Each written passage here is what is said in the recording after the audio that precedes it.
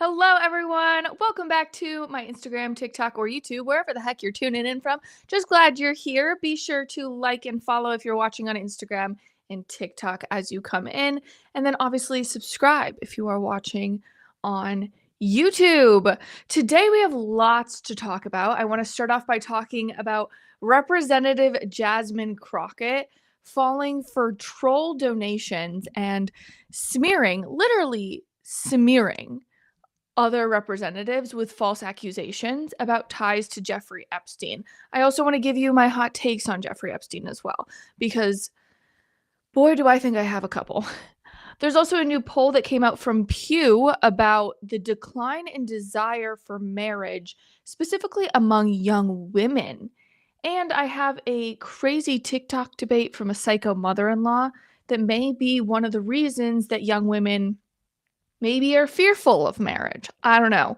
And then we're going to wrap up the show with my take on Dancing with the Stars. You guys, if you do not watch Dancing with the Stars, I promise I'll get you all caught up on the drama so you can understand. I just feel like we are living in a culture where American women hate winners. And it was so evident. It's been so evident to me for so long, but it has been incredibly relevant and present in Dancing with the Stars of all places. So I'll get to that at the end of the show in case you don't watch, we'll end up on that. But the big thing, the leading story of today that I want to talk about is Representative Jasmine Crockett. She made a speech on the House floor as the House was approving a bill ultimately releasing the Jeffrey Epstein files. Good, thank goodness. Finally, I'm really glad that Republicans stuck up and did the right thing about this and got these files or are going to get these files out. Let's hope this is a step in the right direction.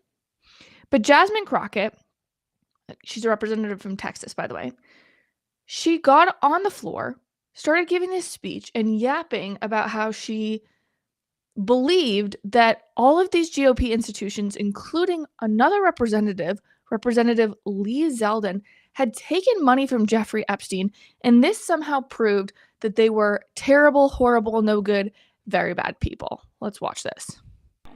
Folks who also took money from somebody named Jeffrey Epstein, as I had my team dig in very quickly: Mitt Romney, the NRCC, Lee Zeldin, George Bush, Win Red, McCain Palin, Rick Lazio. I just want to be clear. If this is the standard that we're going to make, just know we're going to expose it all. And just know that the FEC filings, they are available for everybody to review. This is absolutely ridiculous. She should not trust her team to do research because they are a bunch of lazy losers who did not do their research. Turns out a physician named Dr. Jeffrey Epstein, who is a completely different human being from sex offender Jeffrey Epstein, donated to Lee Zeldin's campaign. Not the same person. But don't let facts get in the way of your fire speech. This is the same woman that y'all know, Charlemagne the God, I think he's got, is it Sirius XM that his show was on? Yeah. Let me know. Correct me in the comments if I'm wrong about that. But anyway, Charlemagne the God goes on his really famous podcast/radio show and says that he thinks that Jasmine Crockett is the best arbiter of the Democratic Party's platform. She's supposed to be the face of the Democratic Party.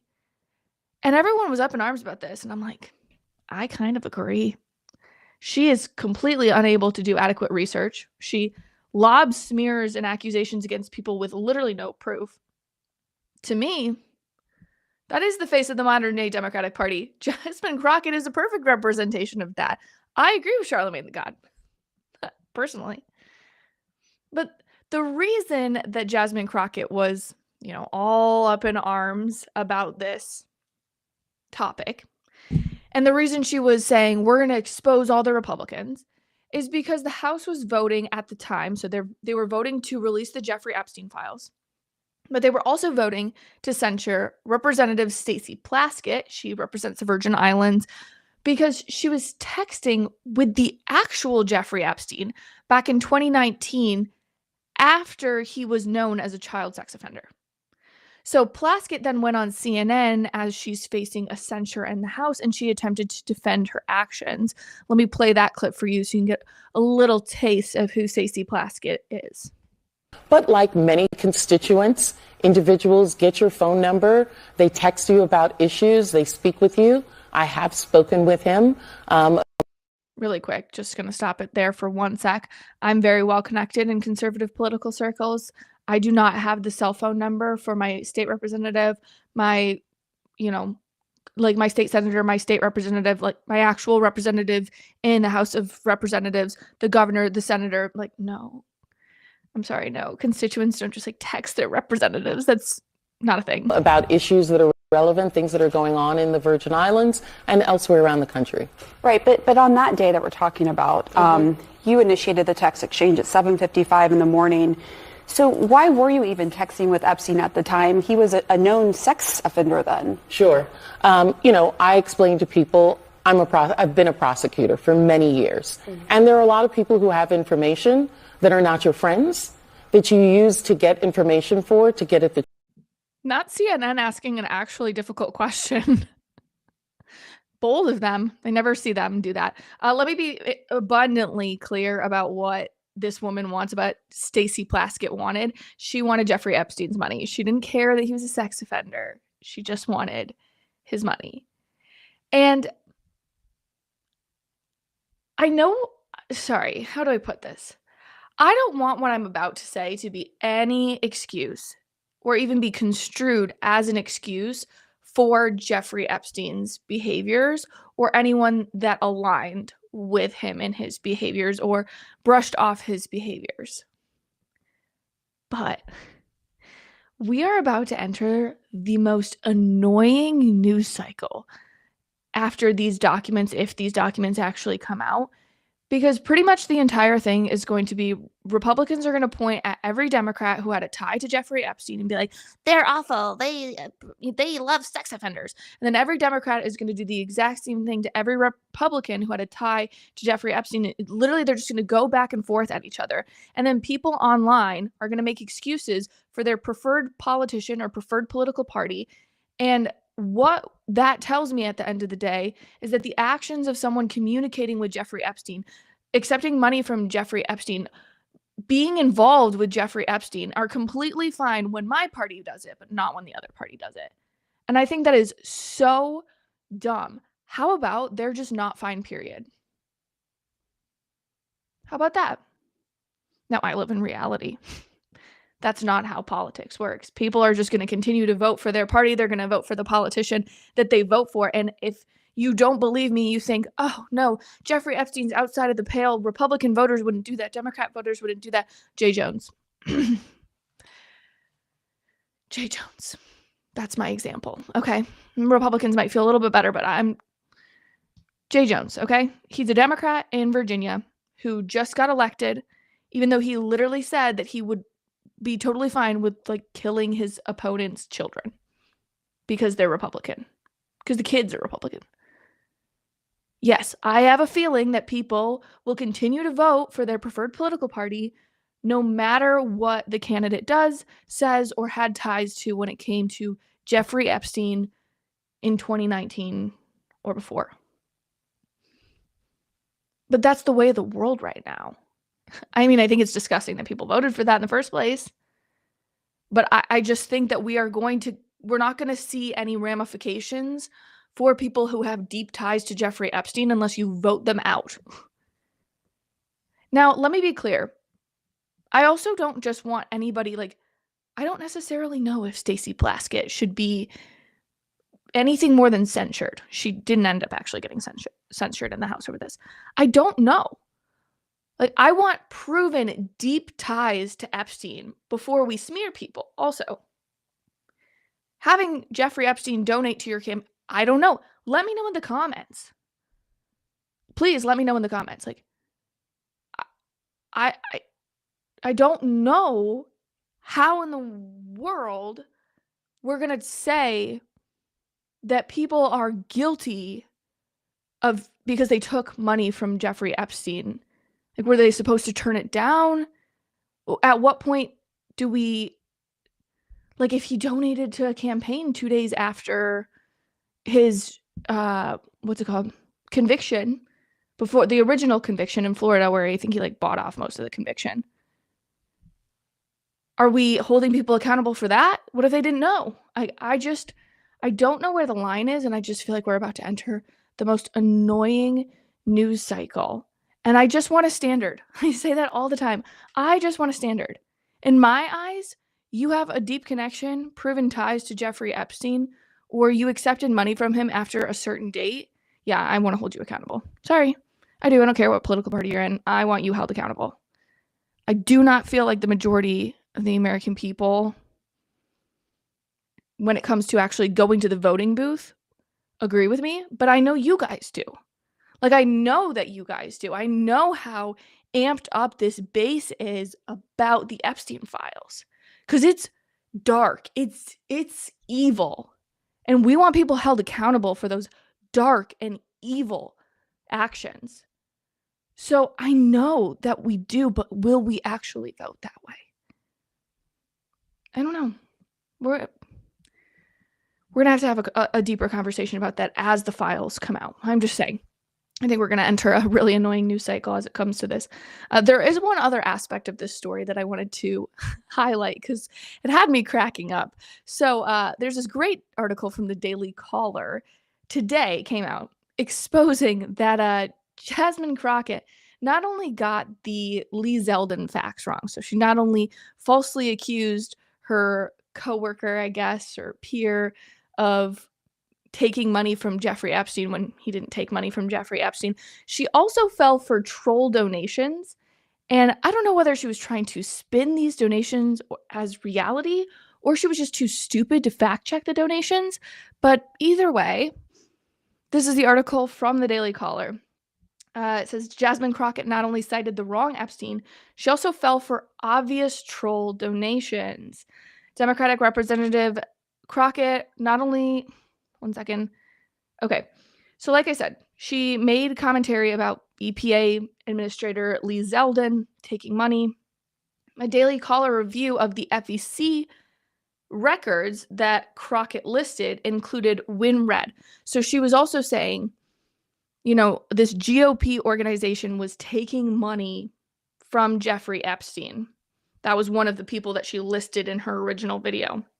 Turns out, WinRed received multiple micro donations from online trolls using the name Jeffrey Epstein, listing their occupation as child molester and their employer as Jeffrey Epstein. The trolls included donations such as $1 or donations that were as small as $1.04. One of them was dated February 28th, 2025, nearly 6 years after Jeffrey Epstein died in a Manhattan jail cell in August of 2019. The entries list a Palm Beach, Florida residence. Obviously, FEC donation fields are self-reported and appear in filings as entered by the donor unless the campaigns later amend them. The child molester entries remain visible on the commission's live database. So when Jasmine Crockett was going off, lying about Lee Zeldin, smearing Lee Zeldin, she was also simultaneously attempting to smear WinRed, which is a GOP super PAC of sorts, and saying that they were taking money from Jeffrey Epstein when she's so stupid, or her staff are just so stupid, they couldn't figure out what a troll was. That probably liberals, probably leftists, psycho weirdos were utilizing the internet to donate to the GOP under the name Jeffrey Epstein, quote unquote, where their occupation was child molester. Like, come on. Like, let's have a modicum of understanding for reality. That would never happen. Jeffrey Epstein would never list himself as child molester. What a moron she is. She's such a moron. But we are in such a rush to label our opponents as evil that we actually cannot take an extra 5 minutes to fact check. That's the reality of things right now. Sheer laziness that runs truly rampant in all of our ruling party. And this is always the worst part of it too, guys. That speech of Crockett, I think I think it had probably like 2.4 million views the last time I saw it. It's reached millions of people by now. And that was just one video. Millions of people.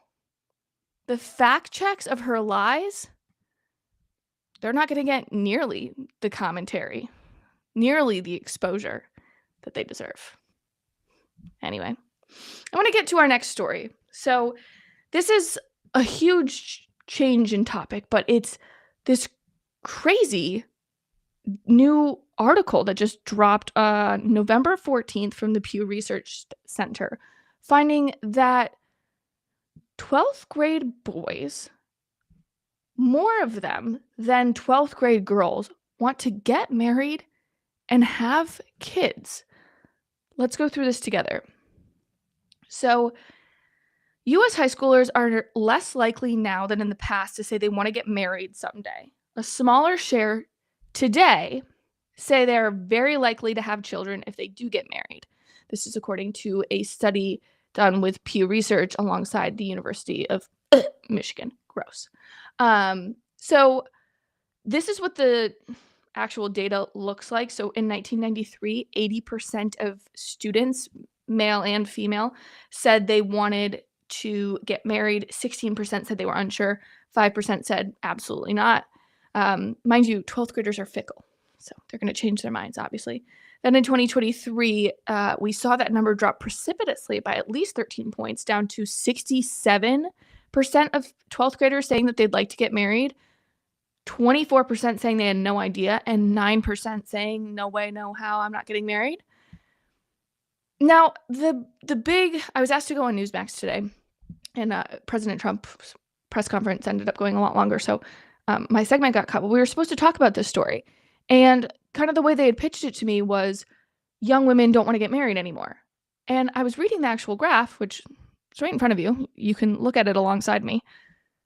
To me, I wasn't necessarily getting the idea that they were just young people just don't want to get married. What I was getting was they're more confused about marriage than ever before. And that does not shock me when it comes to what is happening in online social media circles. Men have a massive issue. Women have a massive issue with the way that marriage is portrayed online. Men, a lot of young men, are really involved in this online red pill community, the Andrew Tates of the world. And I really do think that some of these communities and sub-communities make men think that women are all hoes and we're all feminists and we all suck. And we're not worthy of a marriage. And I don't know, polygamy is king or whatever Andrew Tate preaches. Then you have women on the other hand, and they're following all of these cringy feminist TikTokers with no brains, making all of like an entire generation of women think that men are all problematic, they're all bad, they're all a drain on you, men suck, hashtag men suck. It's a problem on both sides for both men and for women. And it's also drawing them further apart because these really red pill communities are really far to the right, and these really online cringy feminist TikTokers are really far to the left. It's just not aligning properly. And so they're not, the men and the women, or the girls and the boys in this case, they're not compatible. Now, the online commentary, I think, is to blame in making them confused about their desire to be married. But let me be very clear. This is a tactic of the enemy of our lives.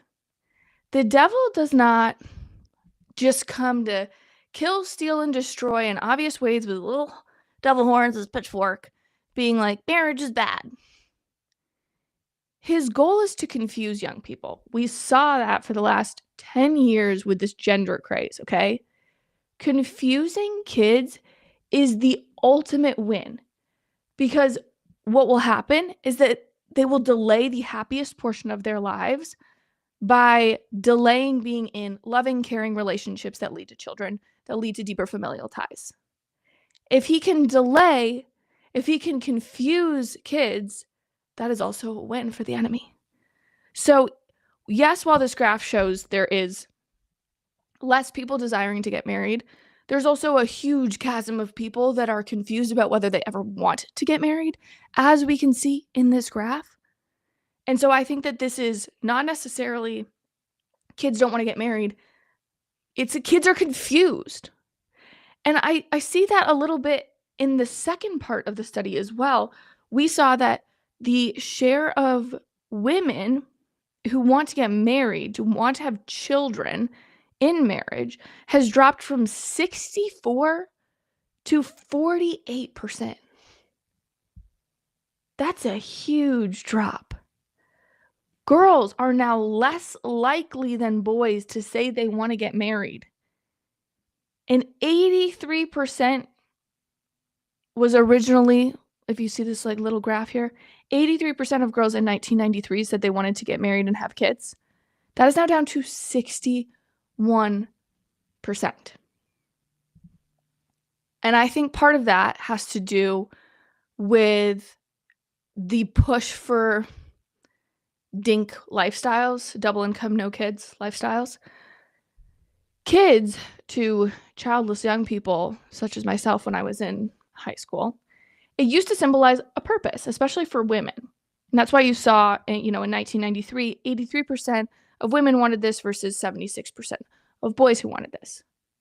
Now we have seen the culture shift, and kids now symbolize a loss of freedom. And that loss of freedom, whether you want to admit this or not, like, women have the burden of children. That's just the reality. I don't expect that when I pop out baby girl right here, that my husband and I are going to be doing like some 50-50 split. My husband can't grow tits tonight, so like, I don't know what he's the baby needs me. Okay, sorry, it's going to be more work for me. That's the reality of this situation. So of course, women talk about that more online nowadays, and so when we're talking about the quote loss of freedom, it is more on women than it is on men. It's just the reality. But now it's just become this binary where it's like, we used to symbolize kids as purpose, but now we symbolize kids as a loss of freedom, when the reality of the situation is that kids have always been both. Yes, you lose freedoms when you have children, but you also gain purpose. It's the ability, or I guess inability, to see a glass half full. Our culture used to see the glass half full. Children give you purpose. And that purpose outweighed the freedoms that were lost, as opposed to the current state of culture right now, which is indicative by this data, by the way, incredibly indicative by this data, where we're in this like glass half empty culture where children steal your freedoms, and that loss of freedom outweighs all of the purpose that kids teach you, or kids bring you, I should say. So all in all, I just think that the culture is telling young people children are a burden, getting married is a burden, and that's why you're going to see this bearing out in the data right now. But they're confused. Now, I don't actually think that this is a want issue or a desire issue versus a confusion issue. If children are a burden, young people are not necessarily not having children, they're just delaying it. It's the same thing with marriage. I think I saw a data point today that the average age of marriage nowadays is 32 years old. That's kind of crazy. It's a little late relative to a lot of things that are like to history, I should say. But they're still doing it, which makes me think, again, like, this is a tactic of the enemy. He doesn't necessarily take away these things from our culture. He wants to delay and confuse us about good things. And let me be clear. If you are under the age, or if you're unmarried, or you're a young girl and you're in high school and you're watching this stream, girlies, I promise you, if you date smart, don't be a hoe. If you find someone who you love and who loves you back appropriately, and you're both willing to fight for your marriage, you will find the best joy of your life. And that is why the enemy of your life wants to confuse you and delay that for you. Just calling it how I see it. Per usual. Sorry, guys. All right. Well, I rarely like to blame outside sources for internal problems. Like, I hate the whole victimhood complex. It's so annoying. But maybe, just maybe, one of the influencing factors in pushing young women away from marriage is hellish, literally hellish mother-in-laws, okay? These mother-in-laws on TikTok, y'all, they're a different freaking beast. I know that there are, like, mother-in-laws from hell. Damn. I know nothing about this, like, I love my mother-in-law. We talk all the time. We're literally texting about putting our Christmas trees up together. But anyway, for whatever reason, I just love watching videos about terrible, horrible, no good, very bad mother-in-laws, and so one video came across my TikTok feed, and I had to talk about it with you guys. So there's a video from a mother that has sparked an online debate about whether family trips fam family trips, okay? Whether family trips are okay to take without your daughter-in-laws or son-in-laws. Listen to her video and explanation on it. I think it's wild. Let me say something a lot of parents are afraid to admit. Yes, it's absolutely okay to take a vacation, a family vacation, without your sons and daughter-in-law. And it doesn't mean you don't love them. It doesn't mean they're not welcome. It doesn't mean there's drama.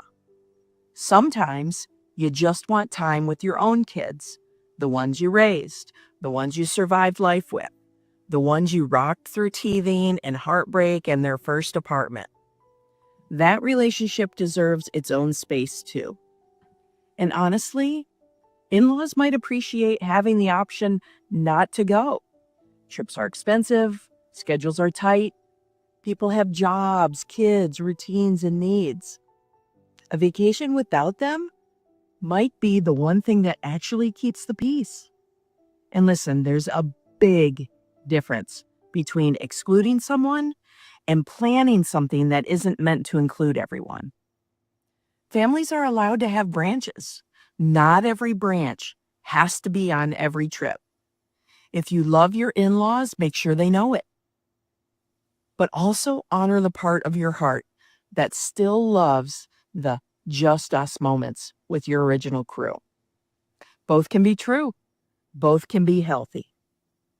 So, tell me in the comments, would you or your in-laws be offended or totally relieved if you took a trip without them?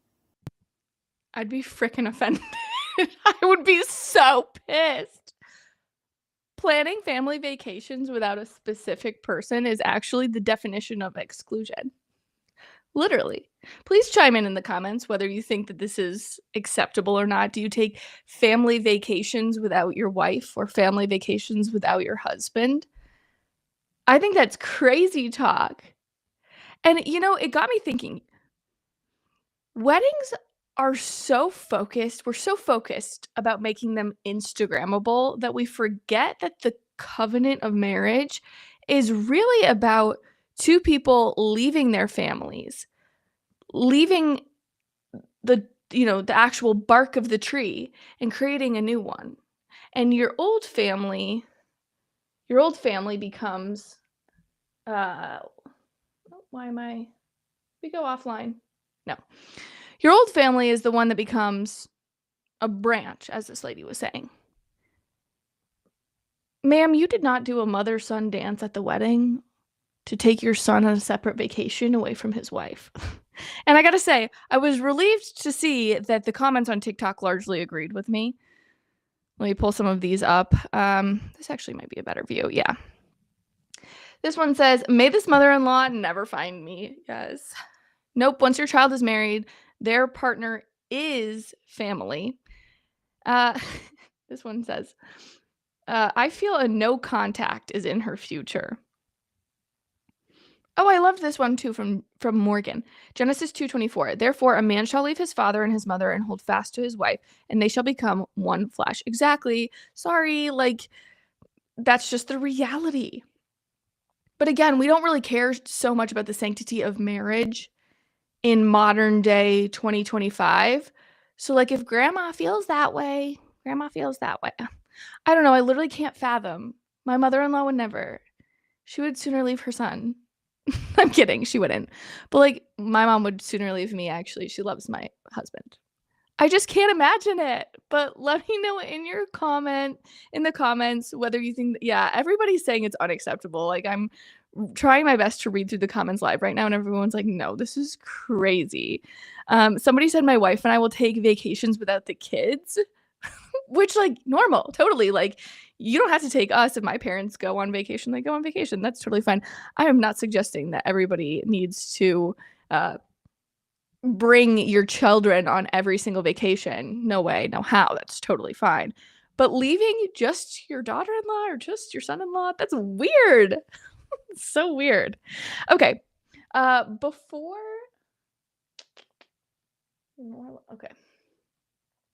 Sorry, I'm just making sure things are operating and running on 2 different screens.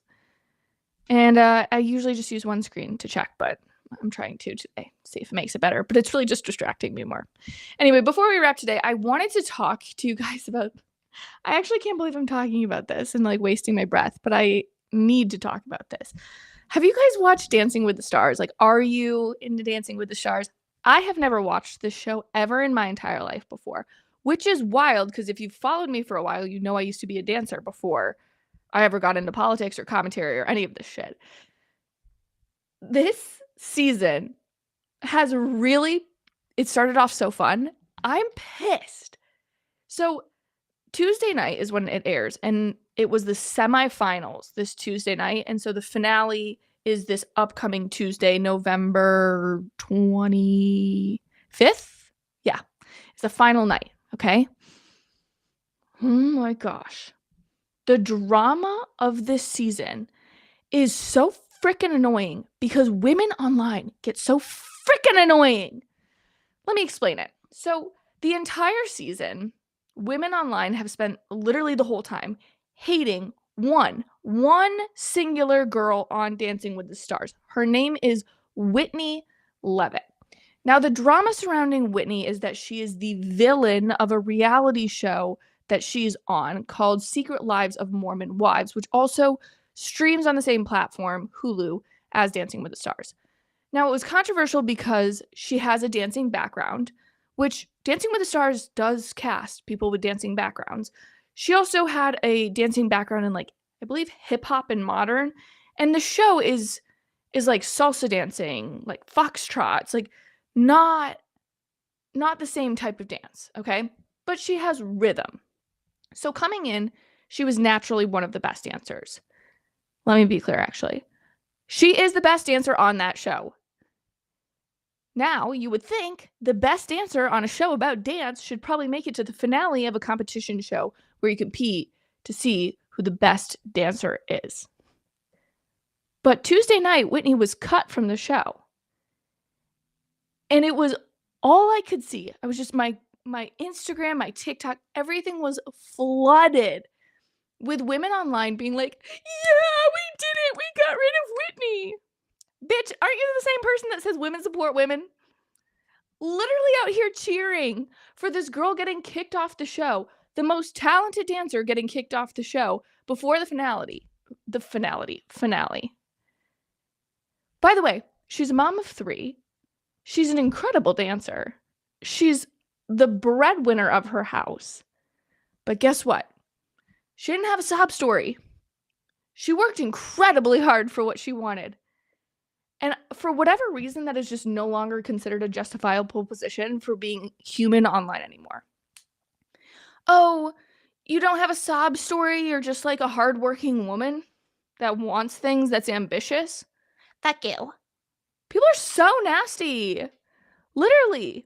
I was under the impression that a woman with 3 kids who's a reality star, breadwinner in her house, someone who is incredibly ambitious, she should be like the feminist icon. She should be celebrated. But no, she's a natural winner, and so losers are going to hate. Natural winners, people who work their asses off, don't make complaints about stupid things, are not the perpetual victim. They don't make for the sympathetic type on TV, and they become nuclear to women online. Because let me just be so clear about what I'm trying to say. Loser women love to watch winning women fail. It's so true. And it was like so true when I was scrolling through and seeing these videos. It was like all of these large loser women being like, yay, we voted Whitney off. Oh my gosh, she's just the best dancer. You need a job or a hobby. And like, listen, I'm not saying everyone needed to be like, yay, Whitney was my best. She's my favorite. And I'm not saying she deserved to win the show. But not letting the best dancer, one of the best dancers, into the finale because you're jealous because she didn't have the proper sob story? There are just too many losers in this world. I do not get the mentality. I really don't. It doesn't make any sense to me. Anyway, wrapping up for today. I hope you liked I can't believe I talked about Dancing with the Stars on here. It was fun. I'll probably never do it again, but it was fun. Anyway, make sure you like and subscribe if you are on Instagram or TikTok. Please follow me, subscribe if you're on YouTube. Have a great weekend. I will be back here on Tuesday. No show next Thursday because it's Thanksgiving. But yeah, we'll be back here for a nice long show on Tuesday. So I will see you then. Have a great weekend. Bye, guys.